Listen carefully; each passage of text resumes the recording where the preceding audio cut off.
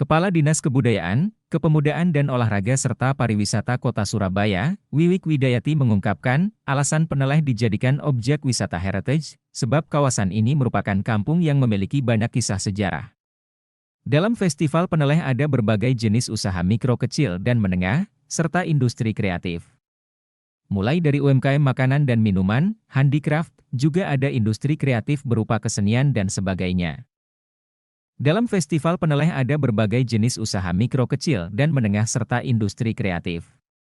Nantinya, akan ada paket wisata yang disuguhkan kepada wisatawan. Rencananya, paket wisata itu dimulai dari susur sungai dengan rute dermaga Siola Peneleh, kemudian berjalan menuju ke loji besar.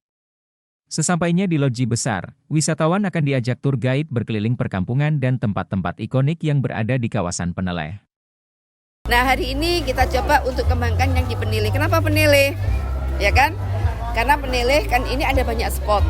Ada rumah lahir Bung Karno, ada rumah Cokro Aminoto, ada Sumur Jobong, ada Langgar Duwur, ya kan? Ada juga rumah Sultan Abdul Ghani. Yang di kawasan ini juga luar biasa. Ada loji, ada makam Belanda. Jadi itulah yang akan digarap dengan sustain ya, dengan berkelanjutan untuk benar-benar mengembangkan kawasan ini sebagai kawasan heritage. 23 ini pertama kalinya digelar ya Bu ya? Betul. Seperti apa Bu, bisa dijelaskan? Jadi sebenarnya adalah kick off ya. Jadi kan kemarin kita janji bahwa kita akan mengembangkan destinasi wisata di Surabaya. Salah satunya adalah destinasi heritage. Lah, Kampung Peneleh ini kan termasuk destinasi heritage. Dan itulah yang benar-benar kita kuatkan. Dan ketika kita bicara tentang festival ini kan trigger ya, bagaimana kawasan ini benar-benar nanti bisa mengungkit ya pergerakan industri pariwisatanya di sisi wisata heritage-nya, dan tentunya harapan kita adalah di sisi dongkrakan untuk pertumbuhan ekonomi. Inisiator komunitas Begandring Surabaya, Kuncarsono Prasetyo menyampaikan hal senada, bahwa Festival Peneleh 2023 adalah sebagai pemicu, menjadikan kawasan ini tempat wisata heritage. Dalam kesempatan ini, komunitas Begandring Surabaya berkesempatan untuk turut serta dalam perancangan wisata heritage Peneleh dalam jangka 5 tahun ke depan. Kick off dari rencana besar kita merevitalisasi kawasan Peneleh sebagai kawasan berbasis sejarah.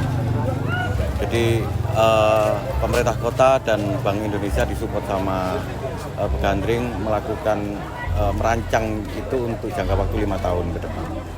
Nah, ini adalah pemantik event yang sudah dilakukan sejak 1 minggu yang lalu. Kemudian besok hari Minggu pencanangannya. Setelah itu kemudian ada banyak upaya lagi. Yang paling penting adalah bagaimana pelibatan seluas-luasnya masyarakat.